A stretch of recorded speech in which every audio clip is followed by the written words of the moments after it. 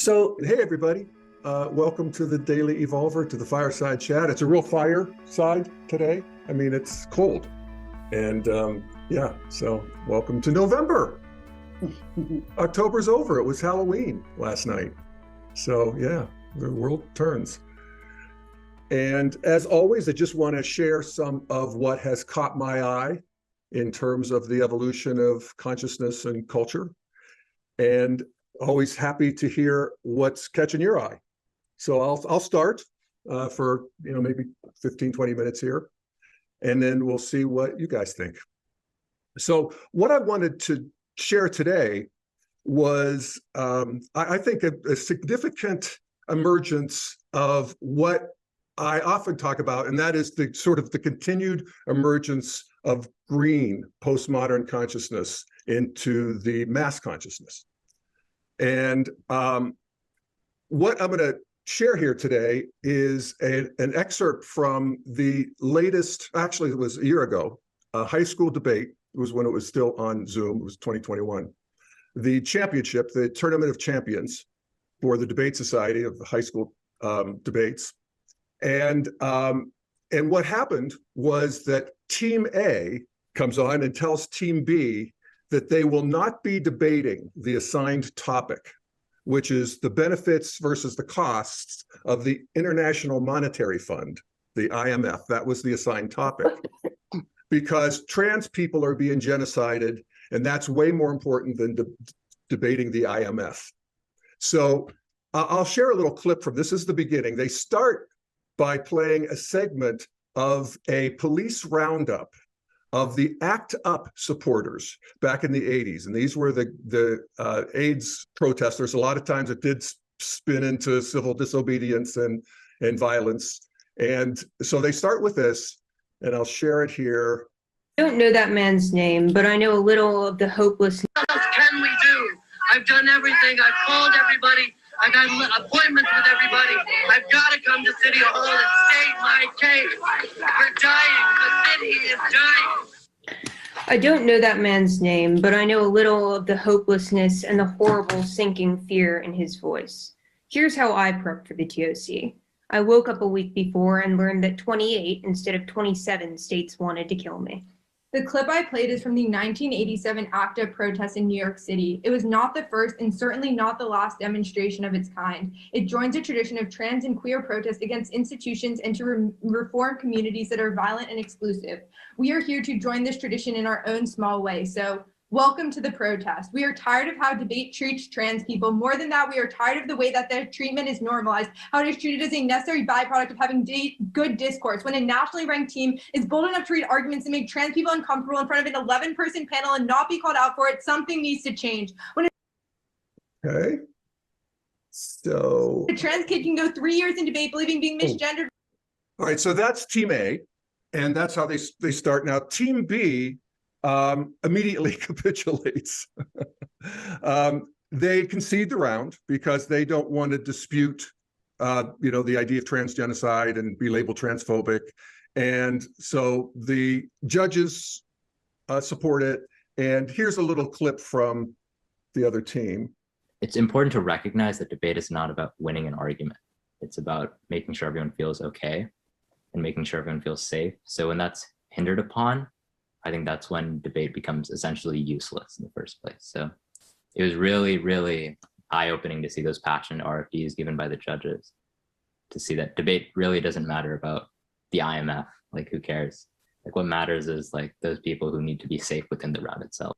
Yeah, all right. So that is an emergence of this green worldview. And what they're practicing here is it's actually considered by the National Speech and Debate Association to be a tactic of debate. And it's called critic. And it's KRITIK. So you can have a critic or critics. So in the National Speech and Debate Association guidelines, they talk about critics as being a critic is a criticism of an assumption or mindset of your opponent. And boy, if there isn't, it's just a better way of saying being sort of stage centric. It's an assumption or mindset of your opponent. Typically, these positions will focus on power structures that exist around us and how they cause the problems we ought to address, learn to identify, respond, or to run critical arguments. So that got some attention on Twitter, X, and of course got a very predictable response of like, what are these kids that were doomed? Here's one.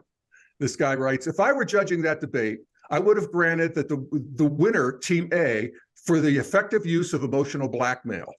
Then I would have reamed both teams for placing their feelings over the process and for cowering in fear instead of using facts and reasoning to make a case. And then another one writes in, America 2.0 has no future. That's okay with me because I'm indifferent to it.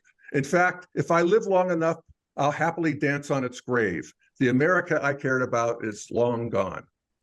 Again, as always, what we talk about here is welcome to the culture war. And from an integral perspective, I want to appreciate what is coming on because, you know, the new is always shocking to the stage of development that it's emerging out of and seen as dangerous and confusing and often seen as a regression into the previous stage, the one that we have, sort of created and happily live in. I want to also say that there is a predictable response to this in high school debating circles. And there's these new, more traditional, modern debate societies, one called Incubate Debate, which is forming. And that itself is, when we talk about evolution being the differentiation and integration, there's a differentiation between this new worldview, this green worldview, that is carrying several things forward, and we talk about it all the time. But one is psychological safety. And that's, you could hear they all agreed that that was paramount. Much more important, how did that one kid put it? He said, it's important to recognize that debate is not about winning an argument. Now, first of all, that's going to completely befuddle anybody who's coming from the modern point of view, which is invented debate. If we talk about even the Greeks, when they invented this dialectic, at least in the Western tradition, it was about debating. And that was sort of this first spark of modern thought that didn't hold, but it seeded modernity in many ways. And now anybody modern would just say, what is it about then? And here he answers, he says, it's about making sure everyone feels okay and making sure everyone feels safe. So when that's hindered upon, I think that's when debate becomes useless in the first place. And so how is that true is what becomes interesting to me as an evolutionary. Here's my stab at it, that human beings have always been, as all living things are, tuned to safety. And we have become ever more safe in our evolutionary history so that we can now live these lifespans that we live and we can be healthy. And, we bubble wrap our kids now in ways that would have never happened when I was a kid, but all good. And that quest for safety has expanded into a new domain. It's actually a new domain of human consciousness, which is this sort of psychological domain that came online maybe with Freud and, really this idea of having this interiority or this subconscious that is my own sort of psychological space. Before modernity, what we would see as that psychological space was seen as the domain of spirits. So if you were depressed or anxious or whatever, you'd go to the priest and get absolved or whatever. So, but now we see this as a new space of our own existence. And with the emergence of postmodernity, there is this new thing that I think deserves note and appreciation in a way, that humanity wants to, or at least this strata of human consciousness, wants to identify with the victim instead of the victor for probably the first time in history. And so we're trying to, in postmodern space, center people who have been in the shadows, who have been discriminated against, who have been the sinners, who have been the losers. And so that's the project. And this is part of that project. The my take, and I'm trying to, stab at an integral take, is that as this evolution happens, that it's happening in two ways. It's expanding the field. On one hand, polite conversation is, in a sense, ever more polite. And you can see that with this. Everybody's taking each other's feelings into account. And on the other hand, there are new arenas formed of social media that are ever more coarse and are arenas that are actually made for fighting. And that these two emergence are sort of an expansion of the field. And on the first side, the polite conversation side, I would just note something that caught my attention, and it sort of surprised me, but it's like how fast things change. And it was an apology issued by one of my favorite actresses, Emily Blunt, where she apologized for an interview she did in 2012. So that would be 10, 11 years ago. And where she was telling a story about eating in a Chili's when she was filming something in America and talking about our, enormous American friends. And she talked about the girl who served me at the Chili's was enormous. And I think she must have got freebie meals at Chili's.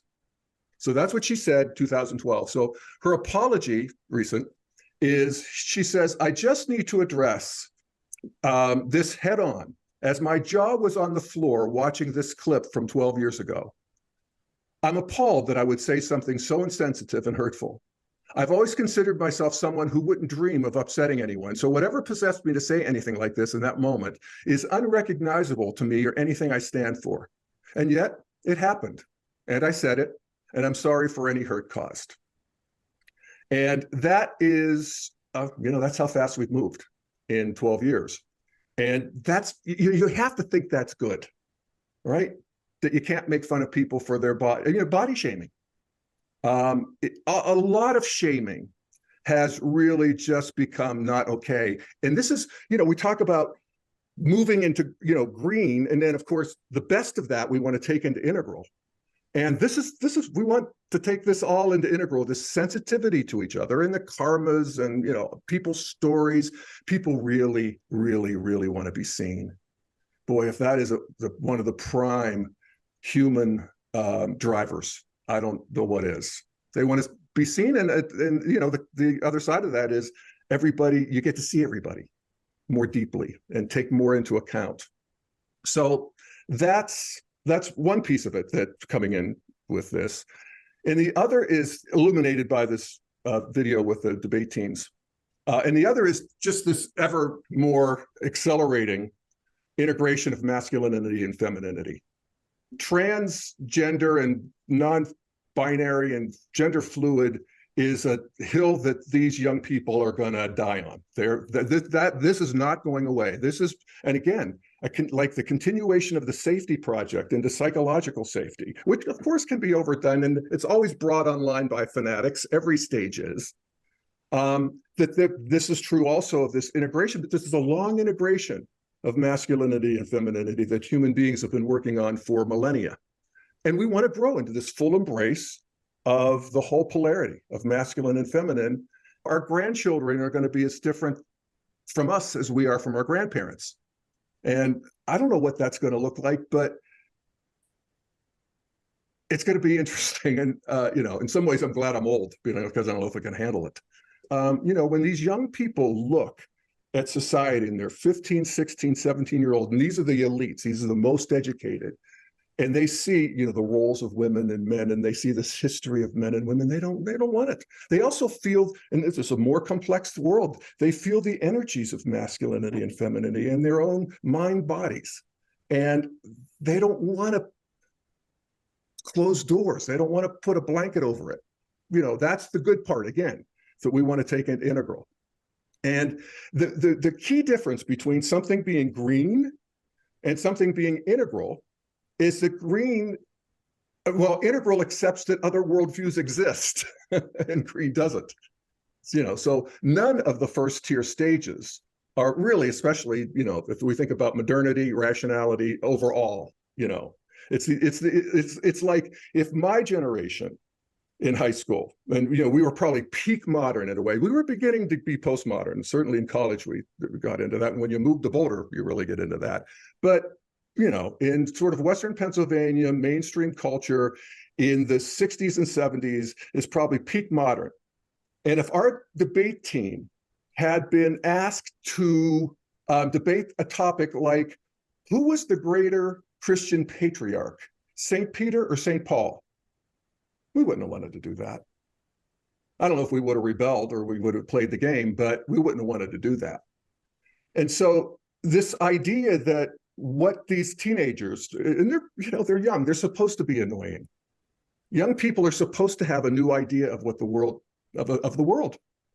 And, it's not what it is. I mean, that's evolution. So I'm always interested in the idea of the mind virus, because Elon Musk tweeted yesterday that the mind virus of woke is turning, the worm is turning on woke. I think there's truth to that, actually, in terms of a certain pushback to the fanaticism that is forming and is effective and is also part of evolution. But green is no more a mind virus than orange was. If you were religious and somebody came along and said that the earth orbited the sun, that'd feel like a mind virus. So anyway, welcome to the show. So I think that's good for me for that particular topic. I'd be interested in seeing or hearing what you guys think about that or anything.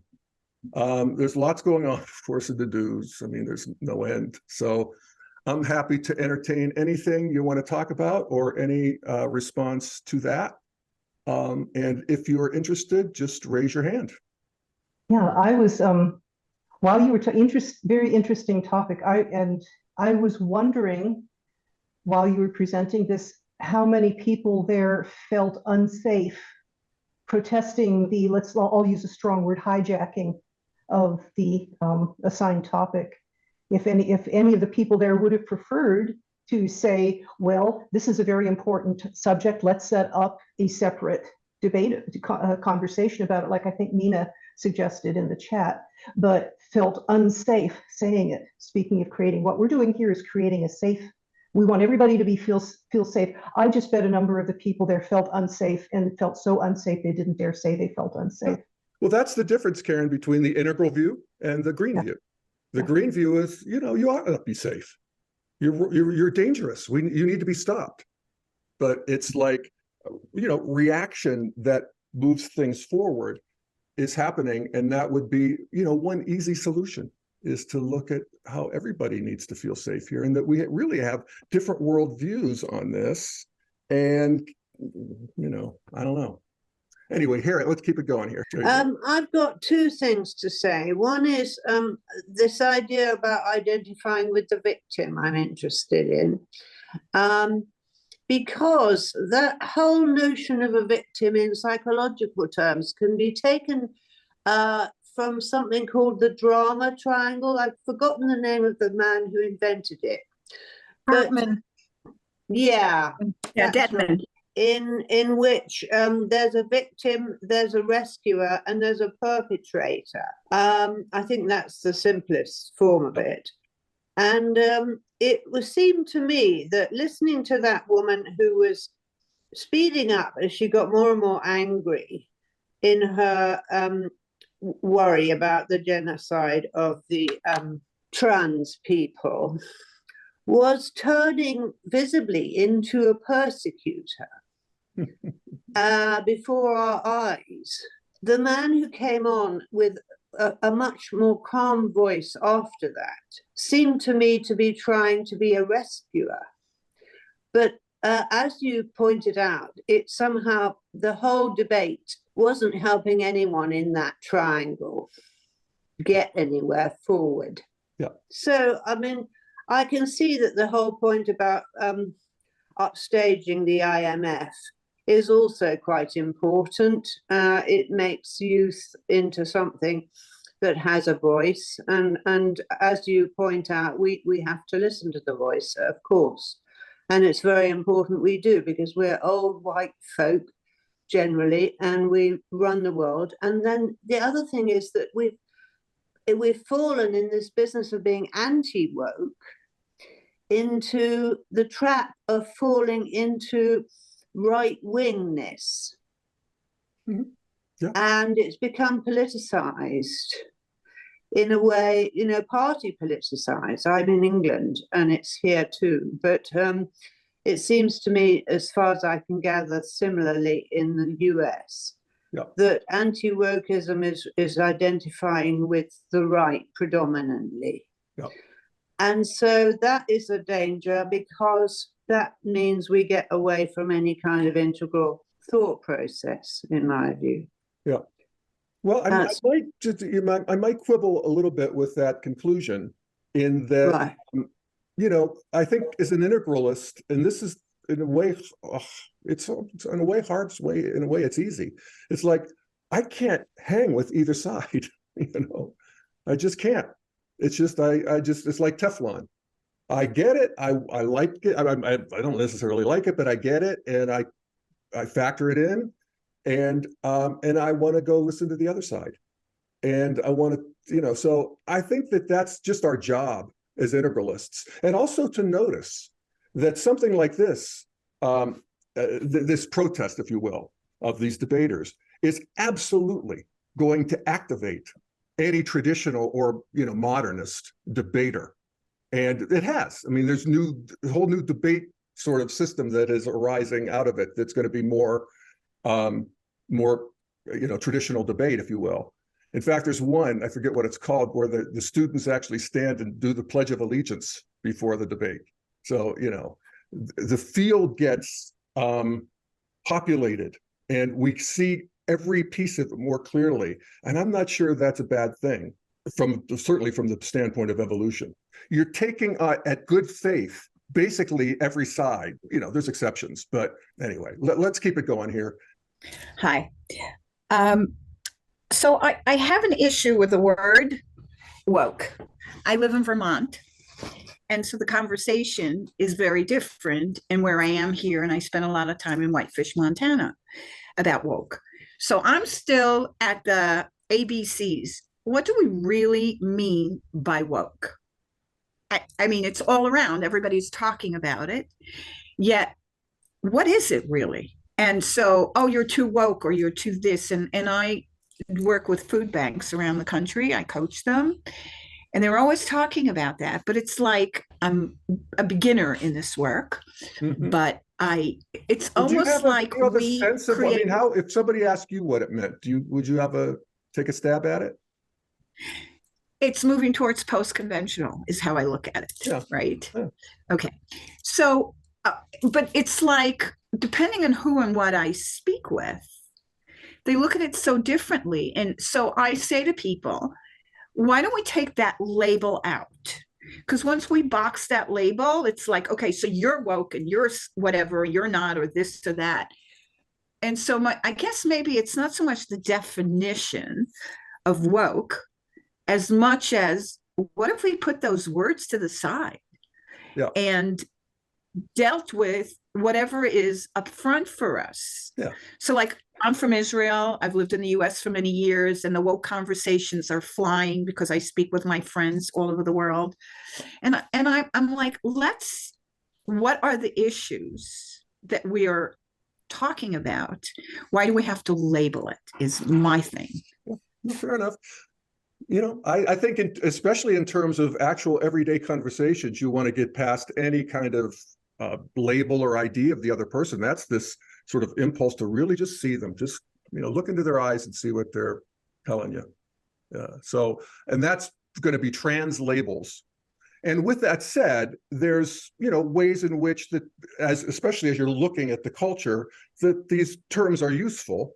And I would also just sort of notice that if you think about even a religious awakening, or you think about the scientific enlightenment, or you think about the postmodern awakening, it's funny. They all have this awakened sort of quality where human beings literally become conscious of something they weren't conscious of before. And so in the case of woke, or this progressive kind of politics, it's about all of the people who have been left out and all of the people who have been exploited. And, that's worth noticing. Yeah. So anyway, thank you so much, and we'll move on to Edward. When I saw that, I immediately thought, gee, my making a living as a lawyer, I immediately went to the rules, and I thought, gee, they're violating all the rules. And I'm wondering if I can ever be able to put that aside at some point in my life. How quaint, Edward. How quaint. Yes. And so the rules. And I thought about, they have these moot court competitions every year, and they have a bunch of us lawyers and the judges. They get kids come to the courthouse, and they're from junior high and high school, and they have the moot court. If they came in and did something like that, I don't think they'd ever get that far unless they really were going under the radar. They just say, hey, you got to follow the rules in the court system. That's all there is to it. Yeah. We're not going to go there. Yeah. But I did, I see where you're saying how, in a sense, at Green, everything splinters, sort of. And that somehow out of that chaos that gets created, hopefully something new is going to come about that's going to pull things back together, because if it doesn't, all this in a sense could fall apart. And it's like we all talk about, it's the foot race with who's going to get there first. Yeah. But anyway, that was my thinking. Yeah, fair enough. Or we get big enough to accommodate it, I mean, if you talk about what's new, what these guys are talking about here, that is new. Yes. This exquisite sensitivity to psychological safety and the whole trans thing. Those are new, and they're going to be part of the landscape, and appropriately so. If you look at the sort of long project of human history in both of those sort of tracks, it's brought on by fanatics, and it is again. So maybe we should just be integral fanatics. So I'd like to take a crack at what woke means. Oh, good. And this is from reading the New York Times primarily, I think, that American Blacks have been using the word woke for decades to mean somebody who understands the discrimination against Blacks. And now, post George Floyd, all the left is using the term woke to talk about trans people, queer people, Muslims, everybody who is considered oppressed. If you care about them, you're woke. Now, some people don't like this broadening of the definition, and some people do. But I think that's what it all comes down to. I think that's well said, Mark. I agree with that. Yeah. So what concerns me is the structure of civilization is built on layers. Like we have tribal structures that lead to patriarchal and religious organizations, and then modernity comes in with rules of physics and logic and reason and law and order, and that's all building on previous structures.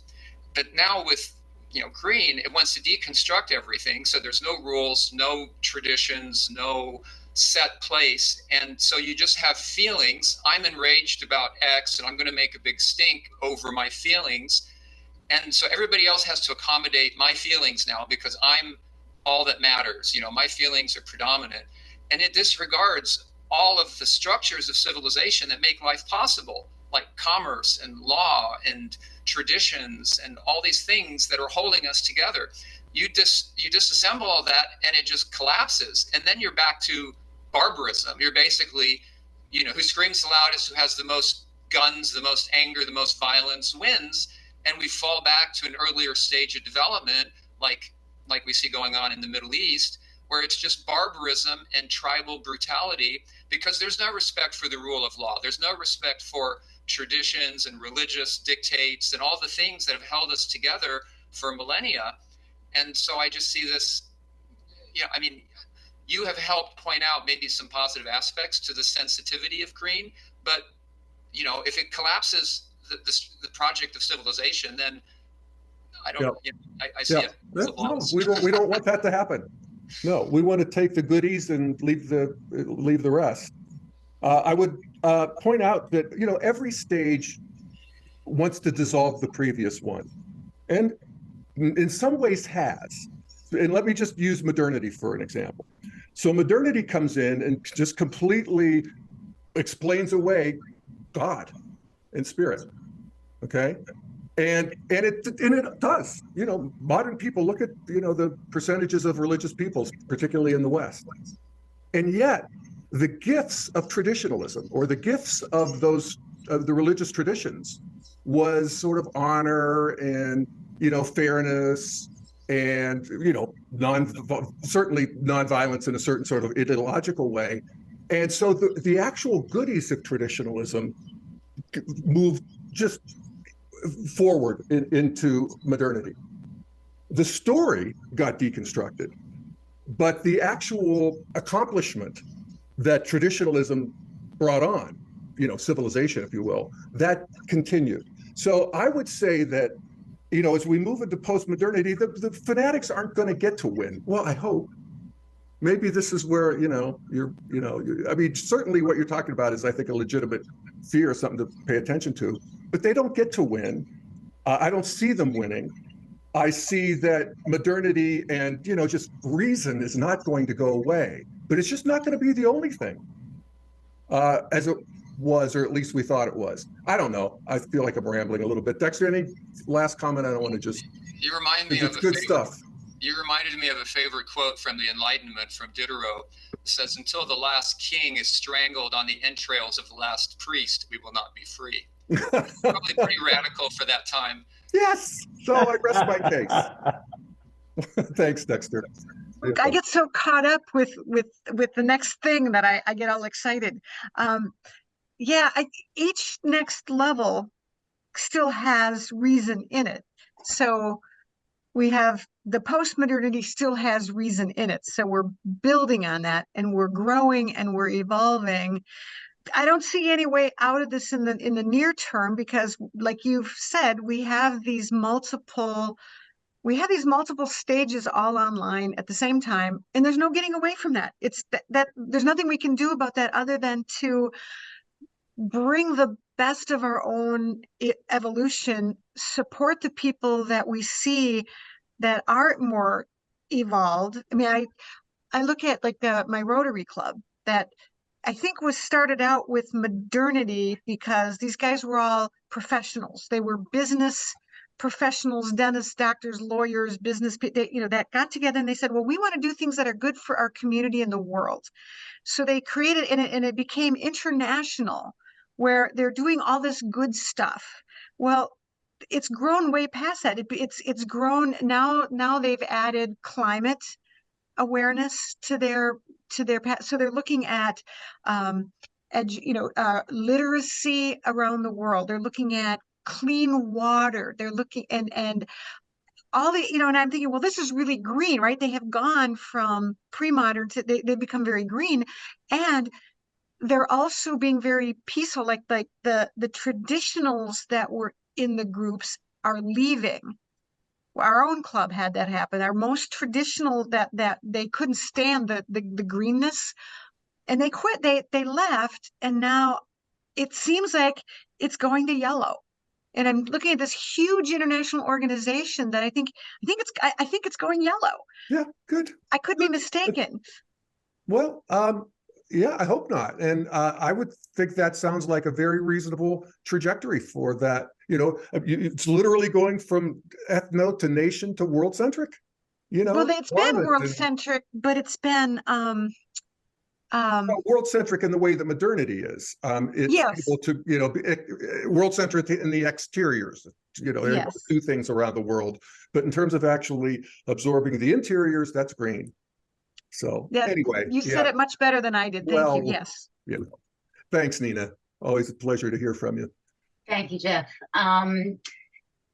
This is in response to what Dexter was talking about, and it made me think about Suzanne Cook-Reuter's arc, and how the first part of the arc is about building the ego, and then the second part of the arc is about deconstructing the ego, and how there's a great danger in starting to deconstruct an ego that's been poorly built. So you have to really kind of like be sure that you've cleaned up your act in terms of that first part of the arc before you can really go into the second part of the arc and start deconstructing.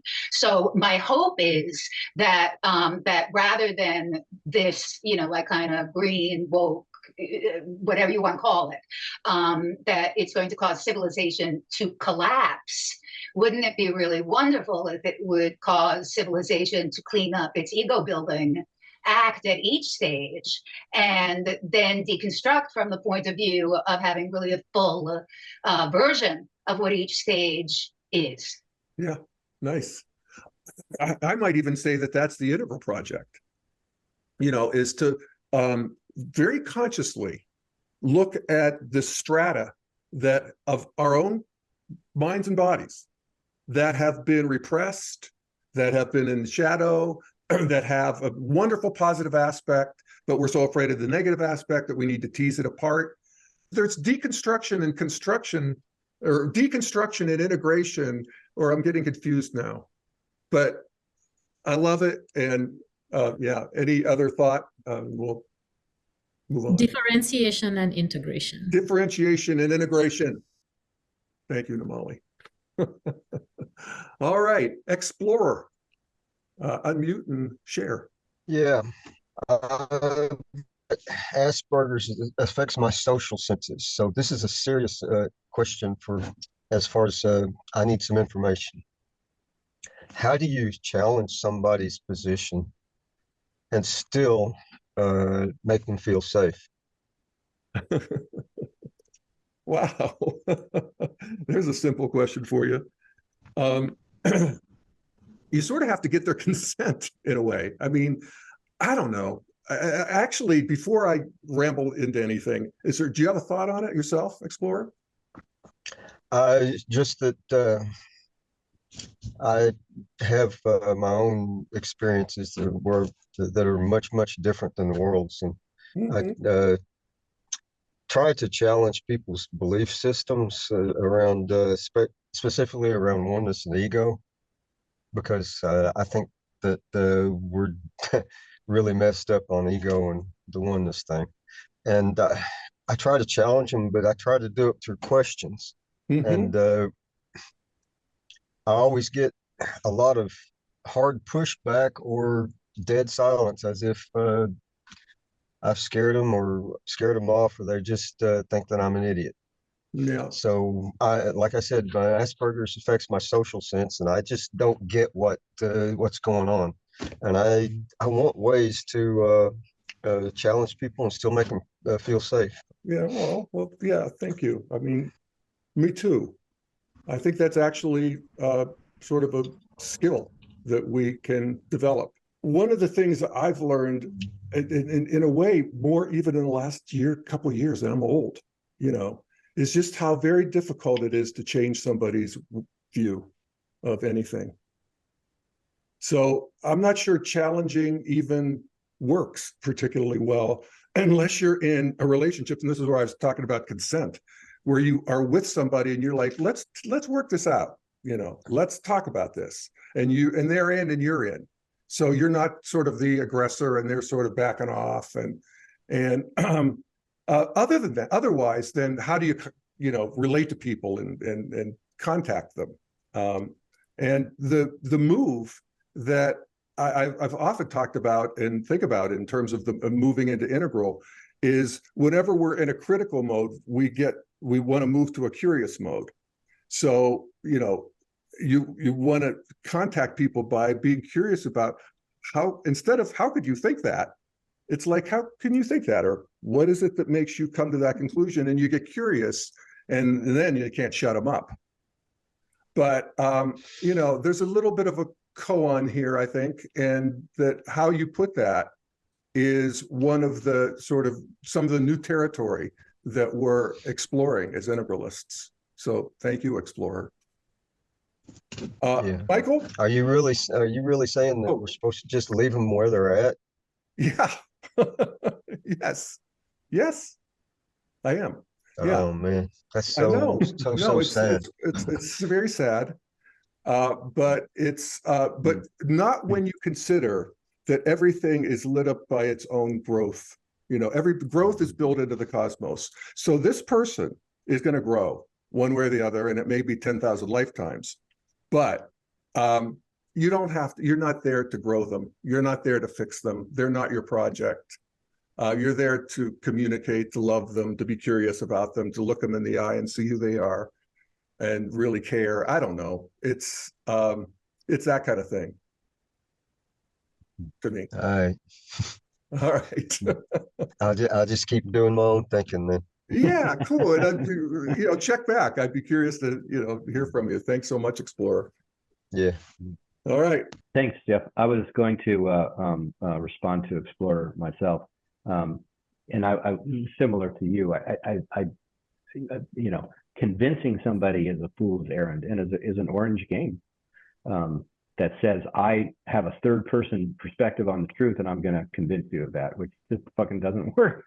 And the only way I think you can have a chance of influencing somebody is from your eye interior to their eye interior, and to really try to understand deeply anything you may completely disagree with, but to just really try to understand, look as them. And then maybe that will invite them to ask you similar, or there's a reciprocity to that, and maybe not.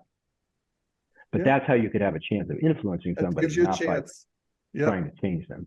Yeah, right on. No, I think you're absolutely right. It makes me think of some of the integral teachings of Ken Wilber around the quadrants and the we space. That's not really just I plus I. When you're in a we space with another person, it's a whole new ontological entity. Yes, totally. And that's fun to think about and fruitful. Yeah. Oh, hi, Jeff. The woke seem to be throwing the baby out with the bathwater. That was my comment. Yeah. Well, they'd like to, but the baby won't let them. I think again, modernity is not going to go away. Reason, all of that stuff. The machine, if anything, if even if you look at the evolution of the third person, it's like in terms of technology, with artificial intelligence coming online to sort of work with concepts and in a way that a calculator works with numbers. At some point, you don't need to have any understanding of math beyond, just basically grocery store, pay your bills kind of stuff, because a phone can get you I could ask Siri for the square root of 14,780 and get it in 0.5 seconds. So a lot of what we spend our time on in terms of problem solving and sort of navigating the world and making things and so forth, that's going to be taken care of. And so this is the next thing that humans need to think about, is this sort of sensitivity to each other and seeing each other and caring in ways that these young people are sort of taking a stab at. And also, seeing all kinds, and young people are going to live to be 120. They're going to have all kinds of moves in their lives. So I don't know. Again, rambling. I wanted to just read this one comment by Barb that she left on the, I think woke or other words, as always, is a way to take a good word, conscious word, and then turn them negative. And then there's also the other direction where we appropriate words like queer or bitch, who take the pejorative and use it to ourselves for power over the word and deflate its power as a negative. So interesting. Yeah, no, so true. And I think just a continuation of the complexity of the human mind to understand both definitions and see the movement of culture itself. Doesn't seem that hard to me, but that's part of it. It's just teasing these concepts apart and seeing how one creates the other, and there's a reaction to the other, and it gets appropriated, and humans. All right, everybody. We complete perfect and whole. All right. We can all unmute and say goodbye. How about that? And happy November. Thanks. Thank you, everybody. Thank you. Bye. So fast. Bye, everybody. See you in 2 weeks. Thank you. All right. Yeah, there's Barb. Bye-bye.